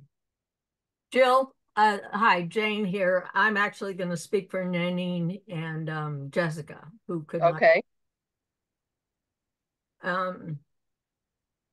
The two individuals Jill just mentioned, Nanine Chase Ortiz and who I mentioned, Jessica Glant, are indeed the leaders of our brand new housing and homelessness team. Nanine is from the Allen Avenue Church in Portland, and Jessica is from the Bangor congregation. I'm a member of the team, so I can just fill you in on where we are so far. Housing and homelessness was one of the very top, if not the topmost issue identified as a priority when MUUSAN did recent surveys. And it's a huge one, potentially ranging from homeless encampments through shelters, transitional housing, rental assistance, and voucher programs to every variety of so-called affordable housing. So part of what we've been trying to do so far is zoom in on those housing issues in which our participants are most interested and those where a faith-based voice can have the most impact, which often means those where there's an organized lobbying effort opposing the bills we would support. We're fortunate to have many effective and professionally staffed community partners working in this area, including Maine Equal Justice and Maine People's Alliance. And we plan to collaborate with their existing advocacy efforts where that makes sense and where to do so would be consistent with and permit expression of our UU values. Although we've barely gotten our feet under us, we've already sent out one call to action on the rental assistance bill, and that's a bill MUUSAN testified on in the last session, LD 1710. I hope you all saw that action alert. It went out February 1st, if you want to go back and look for it in your email boxes, and I hope you will respond to it if you haven't already. If your senator or representative is a member of the legislature's Housing Committee, they need to hear from you by Tuesday, when the rental assistance bill will likely have its final work session. And that bill has had a real struggle. Landlords and their allies are represented by professional lobbyists who are trying to restrict the protections that bill gives to low-income renters. So the Housing Committee members who are going to decide whether or not this bill advances need to know those renter protections matter to us, their constituents. And I echo what Betsy Sweet had to say about letters to the editor. This is one of those issues that needs to be in front of the public again and again. Our team is very small. We need more interested UUs to step forward and join us. So if you or others in your congregation are interested in working toward the goal of safe, stable, and affordable housing for all of Maine's residents, we need to hear from you. Let MUUSAN know at admin@muusan.org or attend the team's next meeting, which is February 22nd in the Zoom room from 5 to 6. For the time being, we've been meeting every other Thursday evening. Thanks. Thank you very much, Jane. And finally, the last of the 5 action teams is the one that I chair, Jill Lindsay. And that is the Climate Action Team. So like some of the other groups, our team meets every other week, every 2 weeks on Wednesday evenings, starting at 7:30 p.m. And our next meeting is next week, Wednesday, February 14th. I think we're still looking at Jane on the screen as the speaker. So some of our focus over the last 5 years or so has been on legislation to expand renewable energy in Maine, such as solar and offshore wind. This year, in 2024, the Maine climate action bill that we're advocating for is LD 2077, so 2077. This is also an Environmental Priorities Coalition priority bill. This bill will protect both the people and climate in Maine by reforming the future of natural gas in our state. One goal of the bill is to stop the expansion of natural gas in Maine. So the idea is that we're moving away from dependency on fossil fuels, which include natural gas.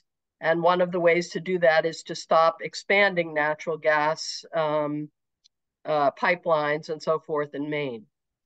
There is a fact sheet on this bill that you can find by Googling the Maine Environmental Priorities Coalition for 2024. And that will give you sort of a really concise and very helpful piece of information about this bill. It is going up for its committee work session this coming week, which means it's likely to be voted out of committee. So we are going to be looking for people who are really interested in climate change issues to ask their legislators to support this bill, LD 2077. We're expecting that it is likely to pass out of committee, to pass.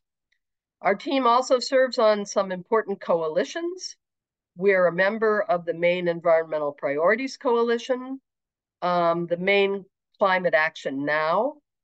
And this coming week at our meeting, we're going to be discussing the possibility of joining a New England-wide coalition for offshore wind.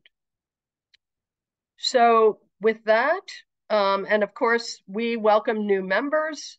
Again, we meet on Wednesday evenings, and our next meeting is this coming Wednesday at 7:30.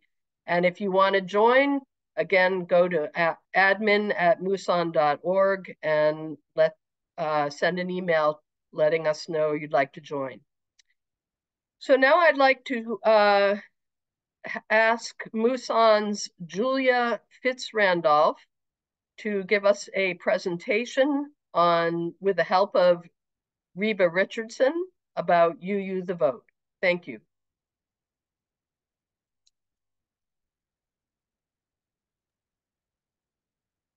Good morning, everyone. Take a deep breath. Wow, there's so much energy and good work and exciting things happening right now with our focus on the state legislature. And I want to thank each and every one of you, and particularly Betsy and Senator Ann, for really, and I'm more inspired than I've ever been. My name is Julia Fitzrandolph. My pronouns are she and her, and I am a member of the Mid-Coast UU Fellowship in Damariscotta. And so now we're going to shift our thinking from state advocacy to getting out the vote and thinking about the November 5th general election. And MUUSAN once again is participating in UU the Vote. We call it UU the Vote Maine 2024. And a brief definition is that we are harnessing the collective power, that's all of our power together, of our faith and our love and our action, to protect democracy, voting rights, and electoral justice, and get out the vote for the November 5th presidential and general elections.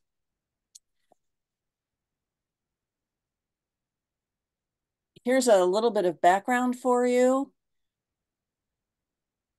UU the Vote is a national UUA, the Universal, the Unitarian Universal Association nationally advocacy program. They initiated it in 2020 and again in 2022. And the purpose is to engage our UU churches in Maine and our state advocacy networks like MUUSAN to participate in Get Out the Vote actions. MUUSAN participated in both programs before and is prioritizing the upcoming election in 2024. on November 5th. Here's some statistics and organizational information for you. Our program consists of identifying a congregational voting liaison in each of your churches. And some churches choose to have co-liaisons, which is great. We meet weekly online, and we have a CVL hub online so that if you're not able to attend a meeting, you've got all the information about who's doing what, both nationally and locally, and what the opportunities are. Every church can customize their own program, combining local and national get out the vote efforts. In 2022, we had 18 churches. Of the 26 or 27, it's always unclear to me how many Maine churches there are, but it's all good news that 18 of our 26 have participated. 11 had CVLs, and four others had buddies and designated communication point persons, but the point is that they were engaged. Our key partners are, and UU the Vote National, UUA, and all the resources they bring to the table about how UUs can be effective in getting out the vote priorities across the country. The League of Women Voters of Maine, which give us the sort of the foot soldiering opportunity to target different communities and partner with them for what they see as marginalized folks who need to either register or get out or vote on election day. Oh, also, many of you have local interfaith and congregational allies that you work with, and you share those information with each other, and sometimes we can do things together regionally or across the state. And new in 2024, we have an aspirational goal of really to partner more directly with Moral Movement Maine.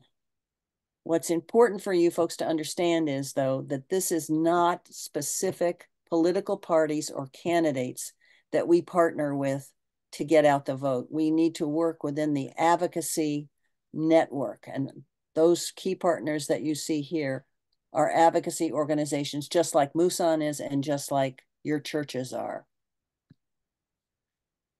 Okay, Reba, thanks. And here's just a teaser. Look what some of the churches have done to sort of be visible in the community about getting out the vote, making sure people vote, being a resource and a welcoming congregation for democracy. You see your church, put it in the chat. So we have a timeline for 2024. Today's the launch, and we're waiting until, today is the launch, and then in the next couple of months, we're going to be focused on recruiting congregational voter liaisons across the state in your churches. And then June to November, we'll initiate the weekly meetings. And let me see, remove spotlight. I don't know what that means. Excuse me. And then we're going to lead right up to November 5th on election day. So the key action activities are going to be June through November that are being organized by MUUSAN. Just so you know, the key CVL responsibility is basically communication. Coming into the weekly drop-in meetings and then learning about what's happening or what's needed, and then sharing that information about action events from our key partners back to your churches, and then maybe bringing actions that you're doing back to all of us so that we can perhaps replicate them in our own communities.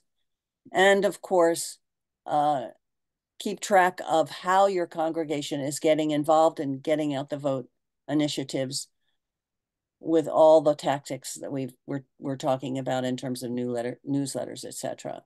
Here are the critical success factors. a CVL for each UU congregation, and co-CVLs are encouraged.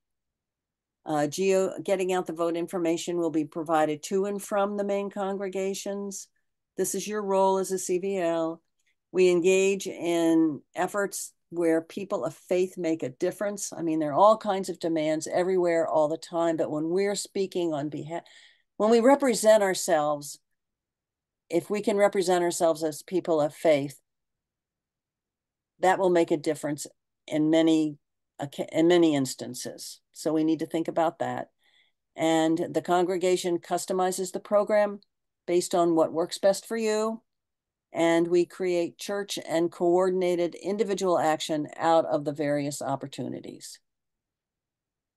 And so here's my call to action for all of you. Please consider volunteering as a congregational voting liaison and/or help identify potential CVLs in your church. To learn more about it, have any more questions, and of course, if you've got questions right now, please put them in the chat, because I will answer every single question you may have if we've run out of time. And contact me directly. There's my email address here, or contact Reba at admin@MUUSAN.org. And this is my chance to, of course, thank Reba for making all of this happen. Okay. So Julia, did you see there's a couple of questions you might be able to answer reasonably quickly? Do you partner with the Maine Council of Churches with UU the Vote?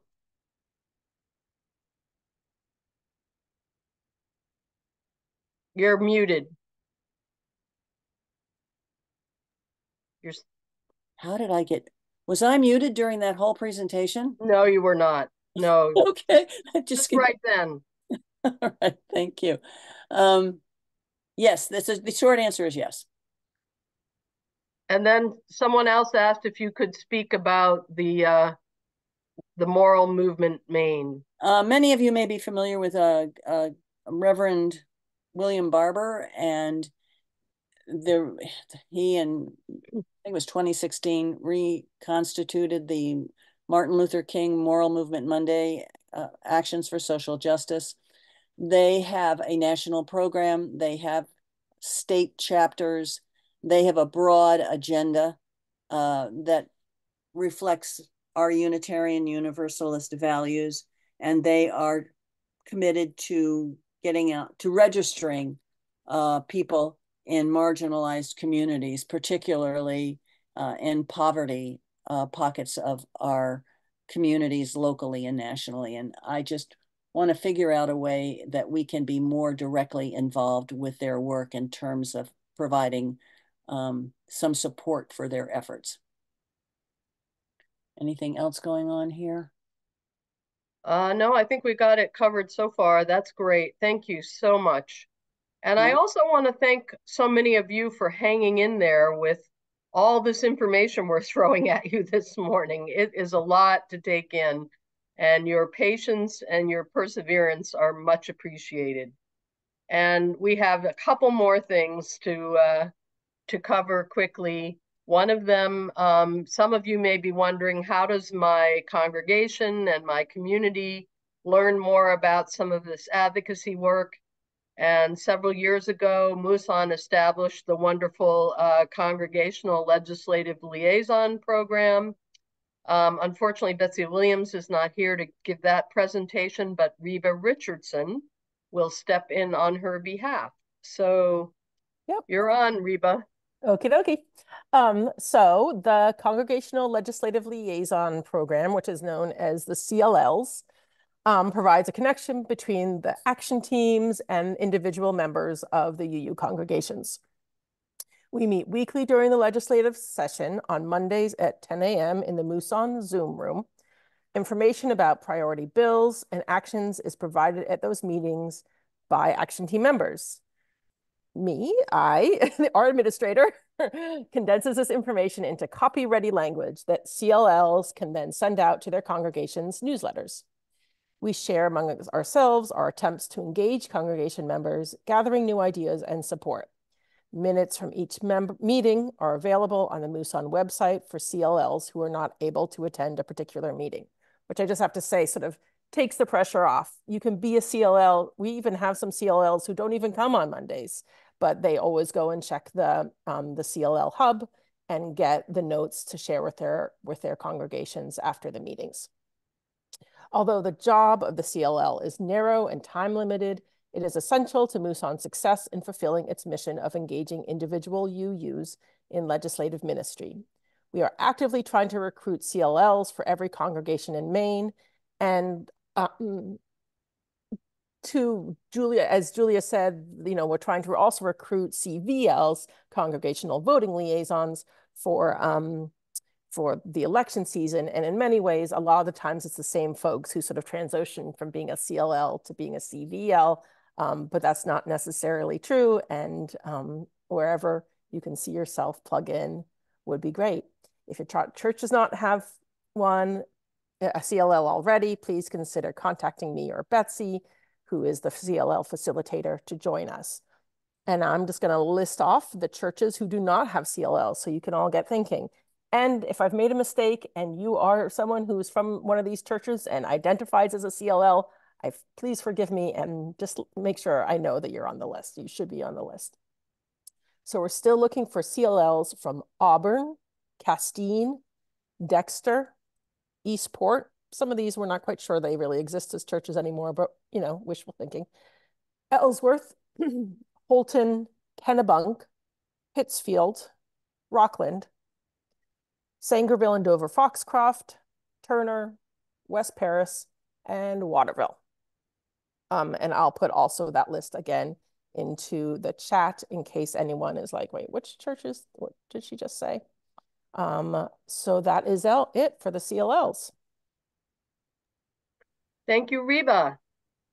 And now for a final quick presentation, one of MUUSAN's steering committee members, Michelle Loisel, will speak to you about some current organizational evolution here at MUUSAN.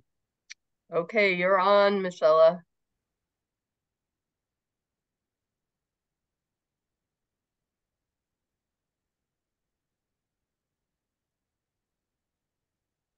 I'm going to unmute you now. Is she muted? I'm going to ask you to unmute. Thank you. And Julia, we would never have let you go through all of that in the muted phase. So thank you for catching my back too, you guys. I am really, really happy to be here. And appreciate those of you that have stayed. I wish I could tell you that this is going to be the most exciting part of the morning, but it isn't. But it's important. And I'm pretty jazzed about it. So if you could just jump with me on my energy, we'll do well together. I'm here to let you know that MUUSAN's transitioning, and some of you probably don't care, and I understand that, trust me, because I agree that the action teams are really the heart of what we do. And, it's about getting our UU voices and values out into the legislative process. It's about doing the ever so important UU the vote to keep our democracy going, to make sure people are voting and putting our faith into action. And every single action team is important.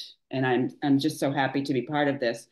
However, we wouldn't be here if we didn't have some kind of a structure, an administrative structure. And you may know that MUUSAN started 11 years ago with 2 co-chairs. It soon was Trudy Ferland and Julia Fitz-Randolph. And did I say your name right? I did, didn't I, Julia? It's been too long since I've said the whole name. And they were the co-chairs for a long time, like years, like 9 years perhaps, or 8. So a lot of years, the majority that we've been alive. And Julia asked me to suggested really, to be on the steering committee, and I've never looked back. I'm so happy. It energizes me because we're doing good work. We're doing the UU work. Some of us, me, came to the UU community to do. That's a fact. And when Trudy and Julia retired a few years ago, the steering committee moved organically sort of to a shared leadership model, which is really a nice idea. And sometimes it's very effective and sometimes it's really friggin' hard, okay? Because sometimes we need somebody to be in charge. And I always like to be in charge, but none of us can always be in charge, right? So now we're moving to a board model. We've studied it this year. We worked hard on it. We made a proposal. I'm going to outline it for you so you'll know where we're going. And so we're going to the board model. We're also recommending that the new board, particularly the chairs, Reba's putting it up there. Excuse me, where I was going. Oh, yes, that we move towards the 501(c)(3) status because the UU Church, which in Augusta, which is the one I happen to belong to, has been the fiscal agent or sponsor for the whole 11 or 12 years of its existence, MUUSAN's existence. And some people feel it's time to look at becoming an independent 501(c)(3). And so we're going to try to move that forward.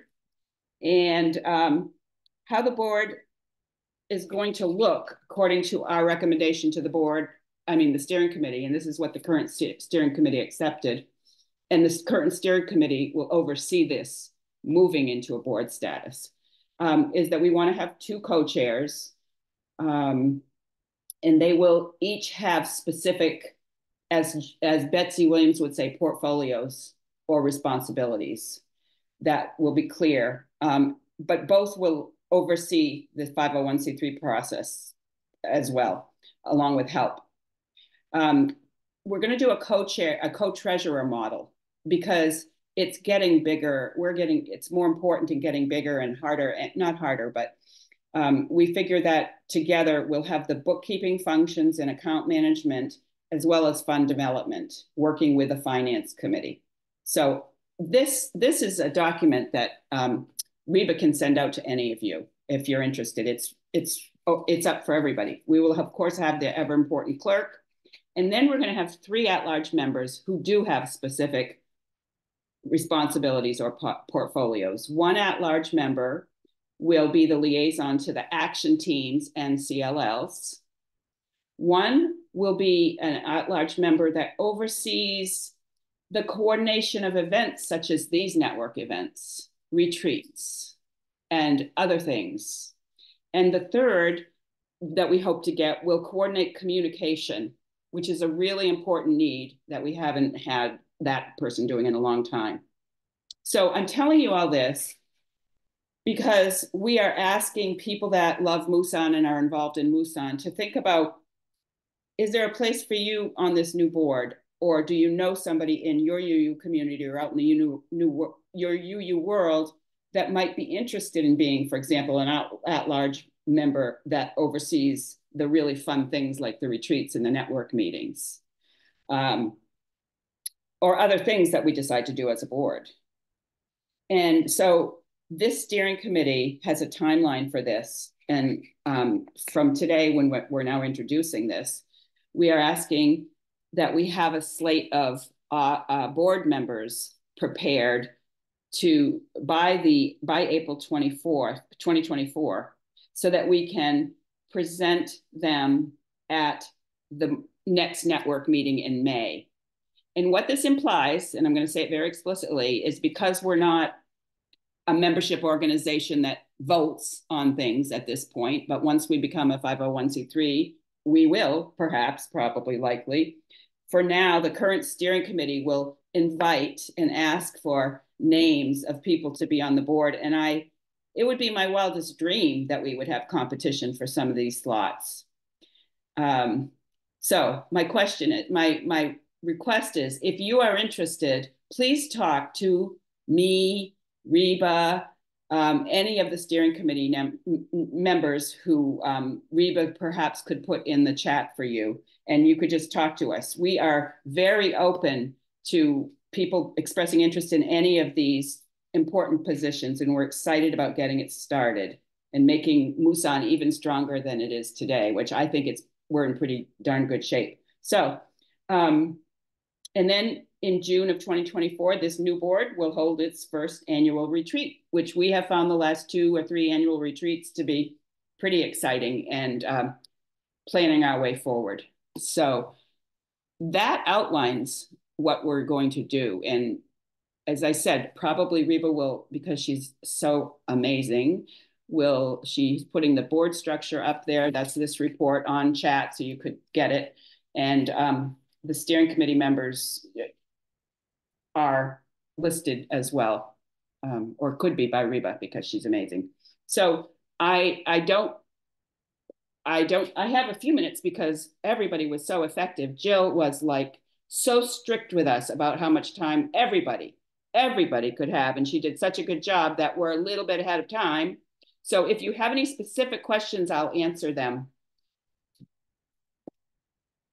But if you don't, it's really okay. But aren't you more excited now about MUUSAN than you were even 10 minutes ago? Because you know we're strong and we're expanding and we're growing and we're inviting and we have a big tent and we're powerful.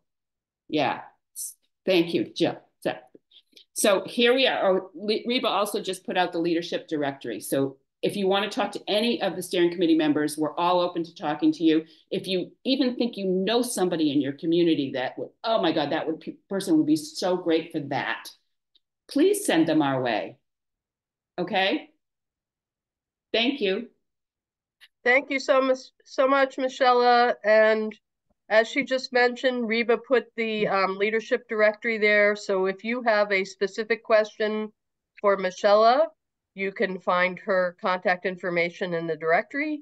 Or as we've been saying all meeting long, you can also send an email to admin@muusan.org with any questions that you have, either about this, what Michelle has just covered here, about the action teams, about gun safety legislation. Any questions that you have after the meeting, feel free to send them in. We want to, we want to make it possible for everybody to be as active as you want to be. So now, and we're actually pretty happy that we're able to wrap up a little bit early. That's very exciting. And I would like to ask Reverend Saxby if she could do our closing for us. Yep, I would be happy to. I just want to say on a personal note, it's great to be back among my tribe of UUs because you're fierce and fun and inspiring. So I recognize a lot of the names on my screen, not everybody though. So it's good to have been here with you today. Thank you for asking me, Jill. So you've heard me use this phrase, the ministry of showing up, which is how I describe my own ministry these days now that I'm not serving a church. And I have this quote that I keep on my desk. I'm one of those people, I bet a lot of you are too, who jots down quotes and keeps them around you for inspiration. And this one I've had for a long time. I think it's a great definition of what the ministry of showing up is. And it comes from Nkosi Johnson, who was an HIV/AIDS activist in South Africa in the 1990s. And it says, do what you can with what you've been given in the place where you are with the time that you have. And I think that's a good reminder to us that no one of us can do everything and that all of us together, even so, need to remember to support one another and show up for one another as you have here this morning, and to stay centered in the why of what you do, because I think that's where a lot of that energy comes from. Because this is hard work, and lots of us have been doing it for decades now on different issues, and it can be exhausting. And I think it's important to keep returning to the why of it. So I want to invite everybody as our closing to just take a nice deep breath, as my minister says, a deep and spirit-filled breath. And I'm going to just read to you for a second some of the answers that you gave at the beginning of this meeting on why you came to do this work. And we were talking then specifically around gun safety. But as I look at the list, it could apply to all of the issues that you've been discussing and all of the issues that MUUSAN has committed itself to. So hear yourselves. Why do you do this work? To be a part of helping make things better for everyone. to keep the children safe and free from fear, to think globally and act locally. It's important to leave the world a better place for the connections in order to show up. Because I'm a former teacher, for my grandchildren, I can't not do it. I believe in the goodness of people because we can't give up. Doing nothing is not an option. And because it is the Unitarian Universalist way. And as our last words today, I want to finish the quote I started with from Jenny Ruth from Moms Demand Action in Pennsylvania. This is what happens where you live. Let this be our rallying cry. Let all the ways we are different be reflected in our strategies and the styles that we bring. Believe in the cause, believe in the work, believe in the progress that is possible. Believe that peace can happen where you live. And with that, I'll say, blessed be and peace be with you. Go forth in peace to do the work of peace.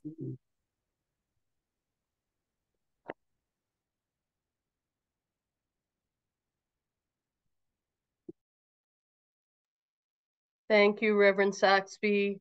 And thank you, everyone who showed up here this morning. We love you all and we appreciate you being with us. Thank you.